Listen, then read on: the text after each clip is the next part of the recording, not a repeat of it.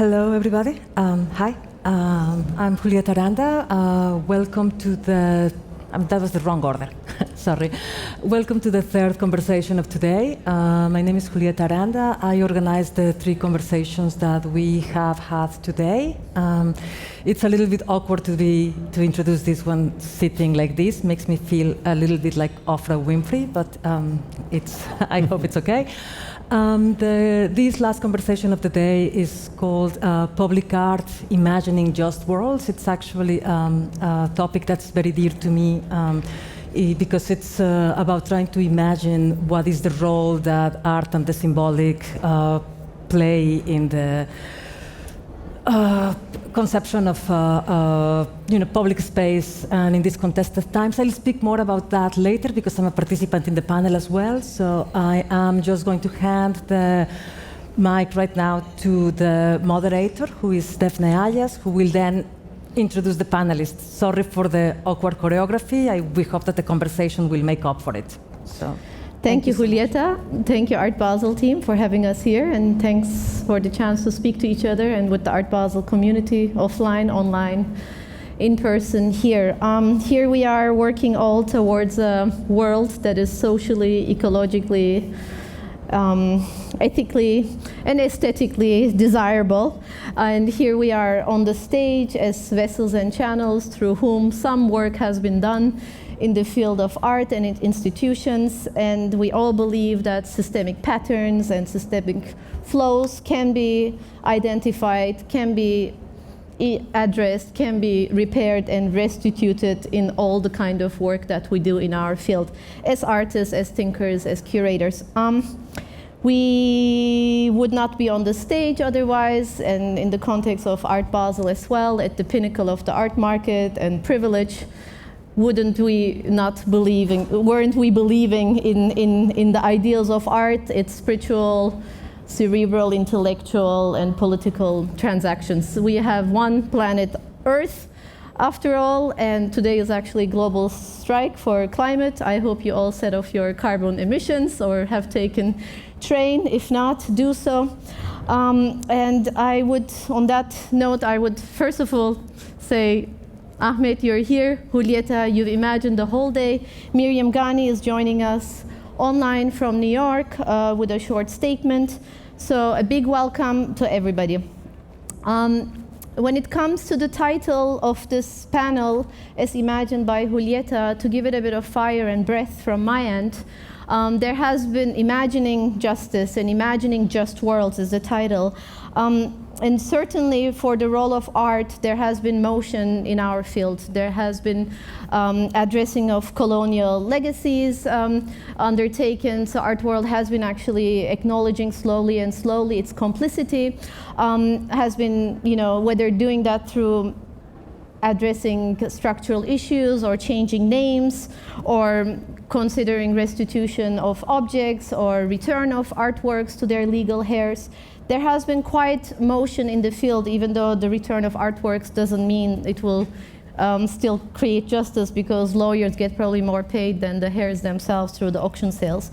In the pursuit of racial justice, there has also been progress from the institutional end of things. I mean, there is more repair and more inclusiveness, but we've also developed more capacity to smell also what is symbolic as a gesture, what is optical as a gesture, than a genuine investment on inclusiveness. And this was also addressed recently by artist Hito Sterl's letter in the way she rejected the German declaration of state honor, addressing the symbolic nature of inclusiveness.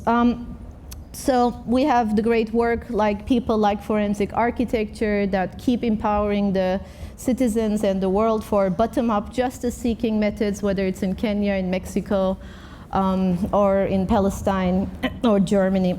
Systemic issues are called systemic for a reason. They are deeply ingrained. There is certainly not only progress, but constant regress as well, and resetting and setbacks, and that's something we're experiencing constantly also for gender visibility and gender justice issues. And art world can also be treated as the encapsulation of everything that has gone awry, or we can really zoom out to across the world. So whether we're looking at Afghanistan and the recent Taliban takeover, what's happening with girls' education, or whether we're looking at the withdrawal of Turkey from the Istanbul Agreement, or the evangelical pressure on abortion rights in the States, or we're looking at the recent appointments in Berlin, top institutions in the art world, which are all men, even though one of them we consider a woman. What is the public nature of art today? What are the new paradigms for art and protest? How much visibility can we afford in this day and age? How much action behind the scenes? How much words on stage? How much can we continue the role of being outsider-insiders, insider-outsiders, who's at the risk of exclusion? These are big topics. We all have had our shared experiences, and I'm very happy that we are here joined by 3 artists who have imagined quite a lot in their work, who've shown vulnerability and fragility also in their work.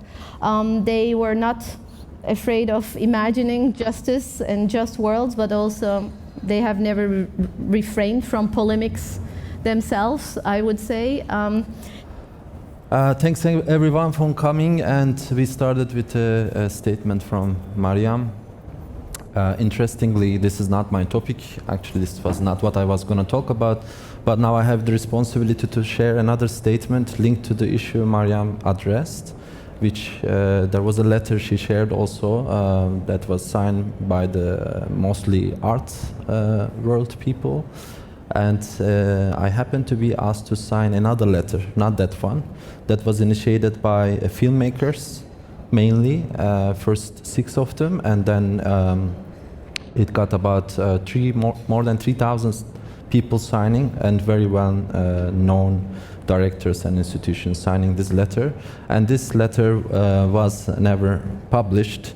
I'm going to read this statement. It includes a few independent Afghan filmmakers. It's not my own statement, it's the statement of that initiative that I kind of involved from the beginning, and they did a lot of diplomatic work, and not only collecting signatures. There was a very serious important reason this letter was never published. So I'm not going to talk about like the details of the unpublished letter, but I'm going to give you some factual information through their statement involving independent film directors that are not linked to the previous state. They worked independent inside and outside of Afghanistan. And then I will start my presentation. I want to give these 3 examples of unpublished letters and statements because I also involved in public ones before, but sometimes it makes a lot more sense in times of crisis and emergency to do this slow work which is still ongoing. It's not only also about just taking people out. I'm going to read it quickly. Statement from the Unpublished Letter Initiative, including a number of independent Afghan film directors. We first contacted a small group of filmmakers, film people in different countries who they knew they were very dedicated and engaged in cinema and art worldwide. Every group in different countries started to approach and influential people. So there was different lobbies in different countries, starting from one WhatsApp group. We wrote a letter requesting immediate help for evacuation and translated in different languages immediately through Turkish, Italian, Swedish, Danish, edited in different languages, English, Dutch, French, etc.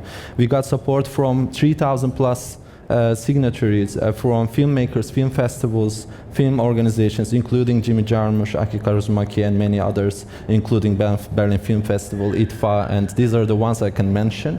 And also purposely, we are not mentioning any Afghan filmmakers here. The letter was sent to the ministries, Ministry of Cultures, Ministry of Foreign Affairs, Ministry of Defense in different countries, and there was immediate action and evacuation of people in small groups from the very first day. So I continue their statement. We had a press team linked to the most known media worldwide, ready to take action if we wanted to go public. If we didn't go public, but we didn't go public, only to stay on the safe side for those filmmakers and artists in Kabul. We know that the Taliban took all the data left behind by the National Security Organization, plus they have the IT intelligence team from Pakistan, which are very strong and it's very risky to mention in the media a particular group of people in danger, let alone naming them.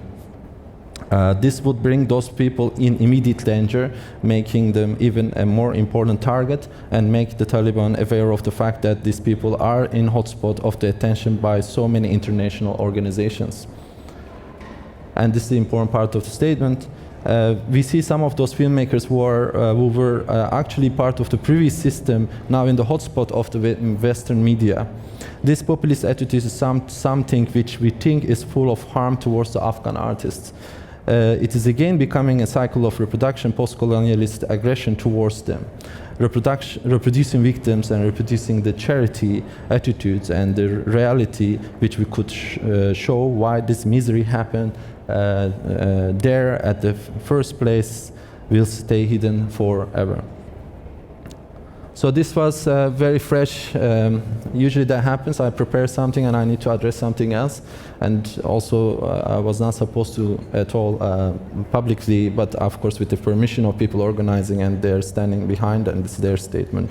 I want to talk about quickly, I have a few minutes, I know I wanted to, hopefully I end up with some of the examples. The second example, which we wrote in 2016 in support of a few Kurdish teachers in Turkey, when there was also, this was an unpublished letter, and we asked around 30 museum directors around the world, and very big museums, and they signed it. We decided not to publish this letter as well, and we decided to use this letter in the court to prove these painting teachers. They were also international artists, participated in international group shows. In the case of they need that kind of additional support, international support document. In the story or previous story, also a lot of filmmakers, even they left voice messages to the soldiers to let people pass, because other documents at that crisis moment was not possible, and many evacuated. And in this second case, it was useful internally in the court, this letter we wrote, but publicly we felt it was not so useful, it would even make it worse. And the third example was something I was asked to join with a group of artists who all had same solo shows, not a group show, but solo shows in same institution, in one country, in one institution, which I cannot mention in respect to that. In support of call to stand in solidarity with Palestine, and we put pressure on the board members with this still internally ongoing conversation. Okay. So here, now I'm going back to myself. I found myself in Fukushima some years ago, in the radioactive zone, which you can only enter like this. This was pre-COVID times, so there was this curatorial idea. I often find myself in those situations. All I want to focus is art. Actually, like I don't have like special interest in politics or following that, but it's always around it. So in this case, also the invitation came in this exclusion zone to do an exhibition. It was curator's idea and a collective Chimpom from Tokyo. Their idea to go back to the zone in Fukushima to do an exhibition without audience. And this sounded very nonsense for a lot of people. Even there were some journalists writing about this show. They're still writing about the show because the show is still there, by the way. So it started in 2015. I was able to go visit in 2018, and the show is gonna open when the zone is open to the public. So the residents, when they go back to this radioactive zone. So it's one of those long-term projects that became more and more meaningful over the years, especially after the COVID. This kind of condition of having shows that no audience, without audience, or without gatherings became a common practice. So our ridiculous attempt with this ridiculous conceptual idea-looking thing became one of the most important long-term initiative that I got involved. And this is, sometimes I bring the public space, so because the topic has something to do with public art, I started the title of my talk, Public Eye, instead of Public Art. Sometimes I bring it back to the gallery space. This is from a recent show I did in Istanbul, just to give you an example to bring how to bring the public experience to inside the gallery. And this is another one I just made in Zurich next door last month in public space, which also comes from the new internet generation of terminology that we use in terms of social relationships or intimate relationships. People replace these terms with in this new era. And often my works also have this kind of interactions. This recent show I did in Istanbul showed this piece. It's a conceptual work which was burned by one of the audience members. And or this work I did in Timisoara, which was attacked for like 4 times. As you can see the way it was attacked, because it was touching upon the city's Ottoman and communist past. And it was kind of unacceptable, although there was a biennial and it was meant to be in public space. So anytime I go out to public space talking about certain issues without really going direct provocation direction, still that kind of interaction eventually happens. Sometimes I go back to the museum space like this work, which gives the promise of bringing the work back to the public space. So like in this work, which was finally became part of an institutional collection, a systematic museum collection after 5 years, as a proposal going around to many different institutions, it says this artwork needs to be borrowed when there's an uprising in that country, and it comes with a conceptual contract that is prepared by the lawyers of the museum. So actually, if there is a uprising that is defined in the contract together with the lawyer in that level, in that country, museum will have to give back this artwork to the public to be used as an actual barricade, and they need to negotiate the original paintings hanging on that also to borrow them to the public. So going back inside and outside, talking about public art and public space is very important. An interaction, sometimes I try to envision the interaction potentially to be happen even in countries and places that people are so used to seeing art that they don't really interact with any artworks anymore. They just pass by. And sometimes even in those countries this happens, like in Belgium, this hot air balloon I did, which was referring the communist past of the town. The cooperative called for out. It was shut down at least 3 times, and we put it up again and it was shut down again. And the work is still there, we can repair it and put it up, but this was an interesting case scenario.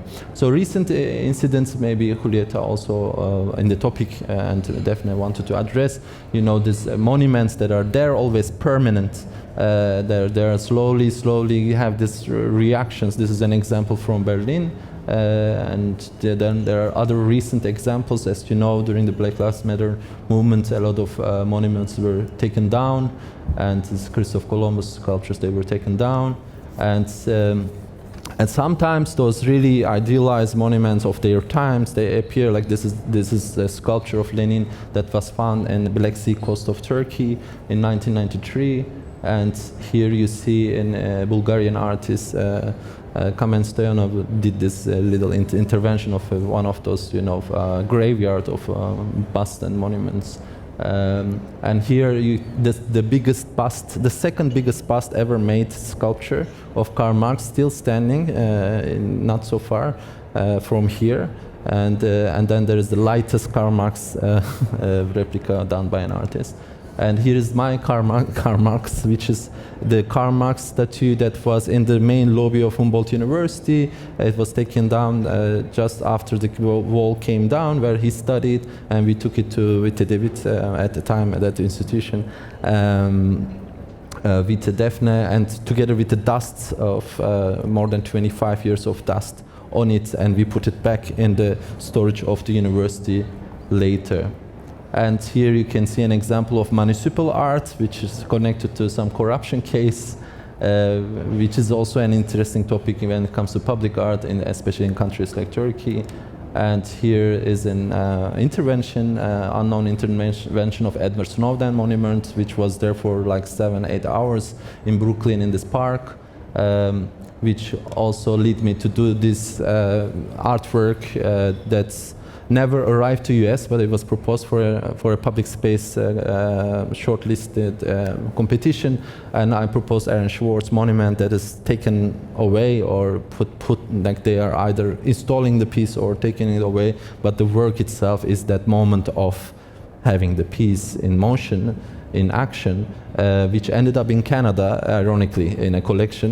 So maybe one day it will arrive to the United States. It was very controversial for the organization at the time, even to do that, thinking of the Edward Snowden story.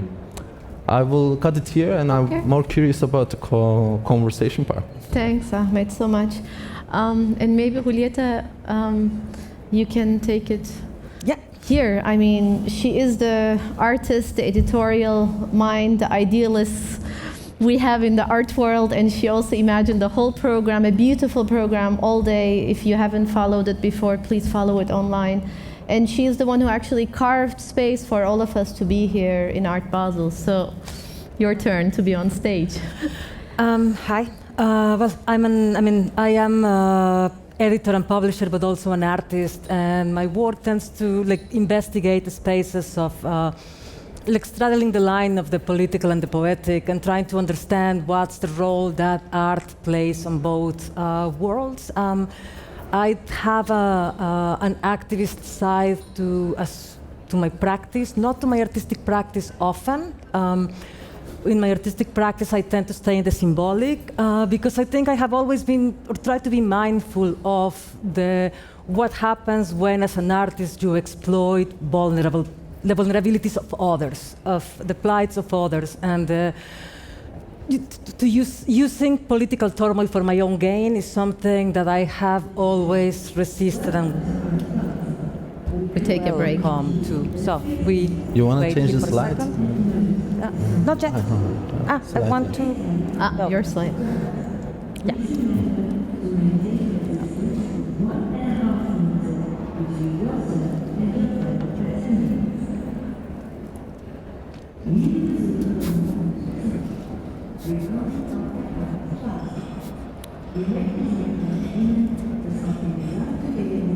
This is incredibly anticlimactic, this woman. Yeah. We're in the airport.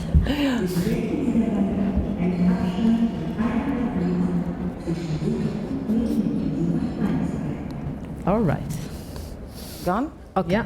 So, but nonetheless, even though I deal with political gestures in a more oblique way, and very directly outside of my artistic practice, I've been very interested in what has happened symbolically. Probably since 2016, right after the Trump election. I did a couple of town halls in Berlin, trying to understand how that was all of a sudden signaling something. I think I used to understand myself as an artist, and then all of a sudden I am Mexican, I am a brown body, and I have to inhabit this space that I was able to skirt away from. And so I became much more directly implicated. I started looking more closely, and especially after the past 2 years, I've been looking at how, during the pandemic, some of the few things that got us out into the streets had to do with protest and had to do with protesting symbols and statues and renamings and claiming for histories to be rewritten at a symbolic level, not just in terms of policy, but in terms of the symbols that signal that policy. One example there, in terms of renaming, is the initiative of renaming Vita de Vit, that I'll ask you to talk about that as well, if you can. And people would be like, what's in a name? But it's like everything is in a name. We name things, and language is power. So of course there is a lot in the demand for taking down certain statues and certain monuments and replacing them with something else. What should be public art? What should be memorialized? And I don't make public art particularly often, but this has been occupying my mind. And recently, I think the main reason why I'm in this panel is because in Mexico, of course, as well, there has been the demand to take down a statue of Christopher Columbus that has been in main avenue reforma since time immemorial, kind of like at the time when you would still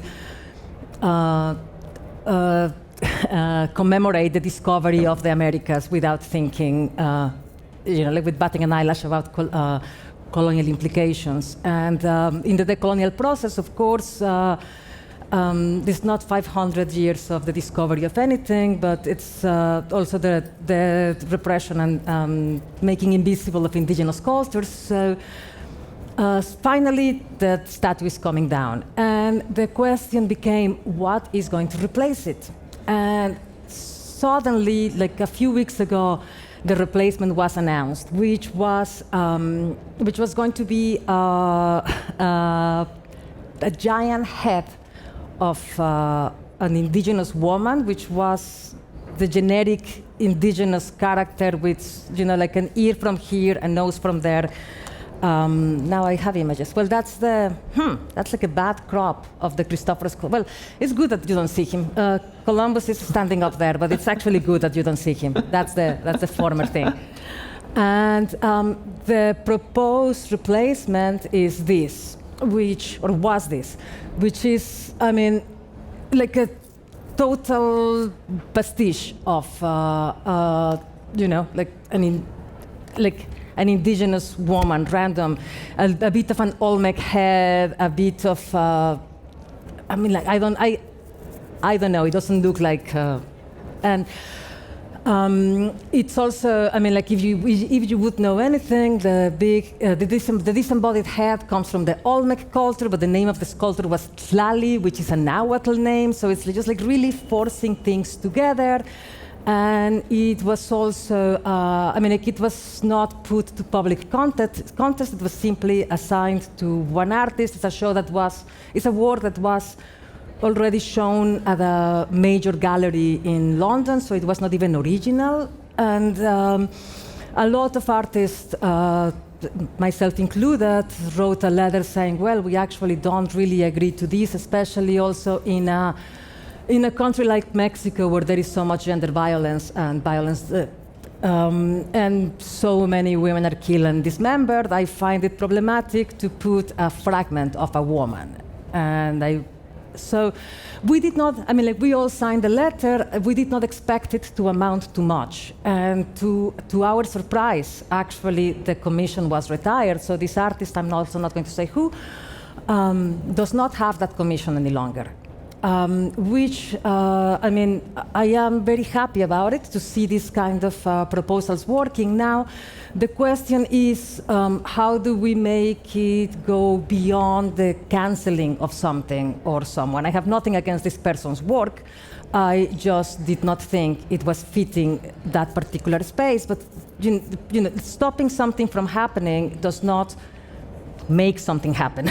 So I think something that became important, or that is important for me right now, is to try to think beyond taking down one history, or thinking, well, if we take this down, we can replace it with another singular history. Because the thing is that the colonial history of Mexico, it's the making invisible of hundreds of histories. So I don't think that it makes sense to replace one history with another, but it's more important to think how to open the space for the multiple histories that have been made invisible, to reach a threshold of visibility. So what I've been wanting to propose in Mexico, and I'm doing it here now, but I'm supposed to do it there soon, is that this space becomes a public, like a rotating commission, something that could be in place for a number of years. Let's say you get this, somebody can get that space, a history can be displayed for 10 years, and then replaced by something else. And then maybe remembering what happened with the Lenin statues in former Soviet countries, that they were taken down, but they were not destroyed. They all had been taken to some kind of like Lenin cemeteries. So that all those histories could then go and occupy like a space together, where you could eventually visit all the histories that had not been made visible before. And that's like the one, I rest my case. You rest your case. Thank you, Julieta. I mean, there are so many aspects to what we can talk about. First of all, Ahmet, thank you for nuancing another angle, also representing the voice of the Afghani filmmakers. So I want that conversation to go, because when do we decide to publish and when do we keep it quiet, and what does the act of publishing do these days? Sometimes we're actually willingly submit ourselves to the hands of forces that might be detrimental to what we're doing, or it might be a submission even to intelligence. If we sign a petition, in many ways it can have very big consequences in 2021. And then what Julieta is also bringing up is also the shift of meaning over time with these statues and how they change. And change doesn't always mean it will be a change in the direction we want to see it. So those eclipsing moments doesn't always guarantee that the futures we want to see are actually coming. So in a way, we owe it also to ourselves to be a bit more involved in depth in different ways. The strategies are not only attacking and boycotting and leaving the space, but finding ways to engage in deeper ways, in deeper tissue ways. And I believe both of you have been doing it in your work. Yeah, for me it's very interesting. I was nominated many times for permanent public art sculptures, and I was like last 4 or last 3, never happened. So there must be something wrong with me, or why they always think of me, but why I never got a permanent sculpture anywhere in the world.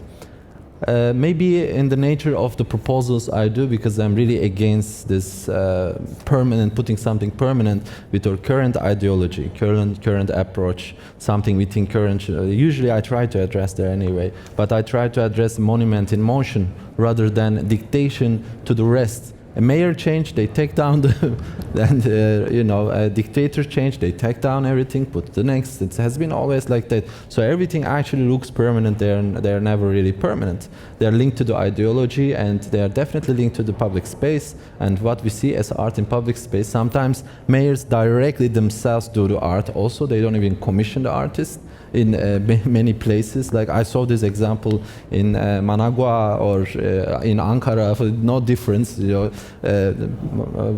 that happens also. And at the end, I get to never do a permanent public sculpture, although I'm always asked to do a proposal for it, because I try to envision it that way. And now the recent developments is very important, because people are tired of it. It's not that artists who want to do a different kind of proposal and replace it.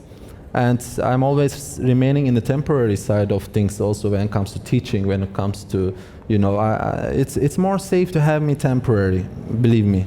If you try to have me, if you make sure that I'm there permanent, I might be a problem there. So this kind of approach is one problem. And when it goes to public space, when it goes to public eye artwork, it gets ideological, it gets political right away. It doesn't have to be, it could be anything, but it is part of this negotiation and debate is mostly diplomatic. You have to often act as a lawyer or a diplomat. Not that I had interest in that, I never studied that, I never had anyone in the family that was politician or military. We have we know that examples also exist, but I didn't have that. But I need to act as a lawyer all the time. I need to understand how a diplomat thinks, how a politician thinks, in order to have a public to have access to my work. I thought I will just be busy doing my art, and some other people will take that agency and make sure public will see that art. It's never like that. And then there's other instrumentalization issues, which we didn't talk. I talked last online talk, Art Basel Miami last time. I was talking about the Azerbaijan case, Armenia-Azerbaijan case, which is, I had to talk about it because it just happened. And this time, I don't have to even bring it up. But this is like, it's really, you think art institution is an independent agency that can negotiate fully, independently, these things with the governments, with the statico, with anyone that is imposing some sort of ideology. It hardly exists. and because it usually ends up with the artist. It passes all the people who could do this negotiation, and it ends up with the artist, and artist ends up doing statements. Why do we have to pressure board members of an institution? Because in that specific country they can't do anything against in support of Palestine. In some countries it's not possible, but then you see in some other countries like Netherlands, a lot of institution does that kind of public statement. So we should not just sign things right away. We need to know how effective they will be, but it involves a lot of internal negotiation and conversation that's endless. Like, it takes all the time. We have very little time for creativity and really communicate through the language of art, which is normally supposed to be my main job. I mean, I was just thinking right now that the three of us were talking about petitions and statements and signing things. And I mean, it's funny to think that we were dealing with that when we are actually, when it comes to imagination, we are actually coming from this kind of language of the statement and the petition and this almost bureaucratic formality, but not, because often they work, as I surprisingly saw last week. But a statement is not the limit point of imagination, right? It's the beginning of something. So, if it comes to trying to imagine justice, of course, there is not a blanket, one size fits all in terms of what justice is, because it's contextual. And so, given where, what something is, or where a particular conundrum is geographically located or ecologically located, and so on. So, I'm just right now trying to imagine what, what can justice look like? It's definitely justice not. It's not a given that it's always on the side of the powerless either, right? Yeah, no. Laws are written by the powerful, and what looks just is such a discrepancy between the outer workings of what we think is just vis-a-vis the inner workings of what legality is, and how you navigate that space also as artists, in and out on an ongoing basis. When I was running an institution, I was on the other side at the nexus of power and politics, and having received an open call from activists, thanks to the agency of an artist and her artwork, Wendelin van Aldenburg, who actually initiated a series of discussions over the years through her artwork about the colonial legacies of Holland, to be able to mobilize the institution inside, staff-wide, board-wide, is not an overnight affair.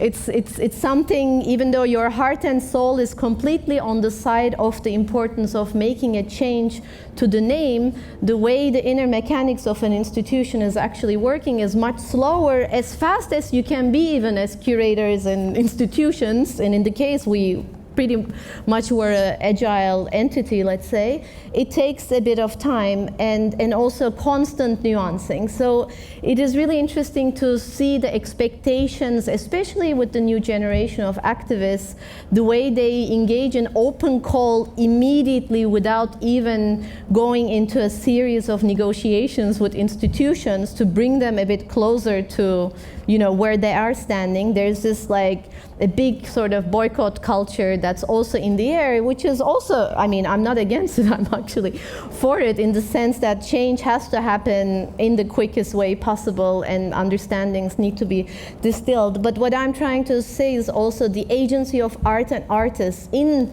instigating these discussions also seems to be forgotten in many cases, because immediately in the case of Witte de Wit's name change declaration, it became a political agenda and it became a national election agenda that actually completely forgot even the beautiful work Wendelin has been doing with imagining what a film could look like, how histories could be presented through the agency of various cryptic efforts.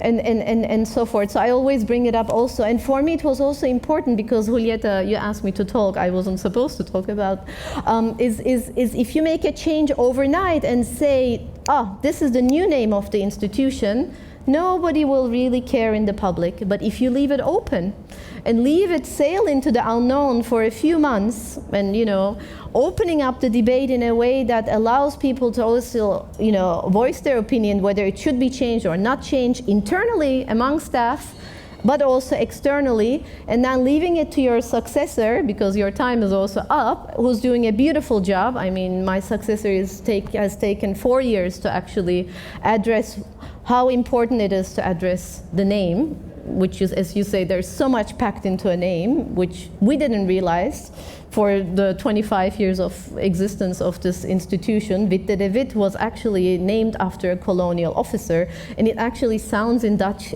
whiter than white. But for 25 years, nobody has really questioned it.